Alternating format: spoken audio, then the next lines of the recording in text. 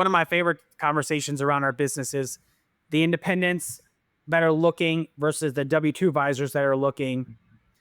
And it's interesting, but I can almost guarantee that for those advisors that go independent, typically there will be another move because you're worried about the transition.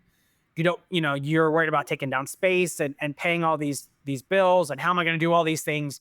So there's a big tendency to overpay for things. I mean, I worked with three advisors recently coming out of a regional, national regional, I guess, call it Jones, if you will, where they didn't want to have to do anything. And so they gave up a lot of compensation for that. Now they're happy, but over time, they're going to compare with their peers and they're going to know what really trading should cost.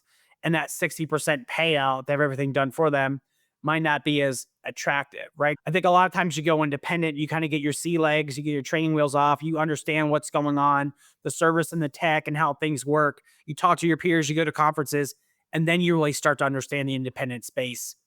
That's where I think I add the greatest value. I think there's a lot of people that can help you go independent for the first time. But again, if you've got a lot of time, you can understand the different platforms of, hey, do I need someone to take down space for me or can I do this myself?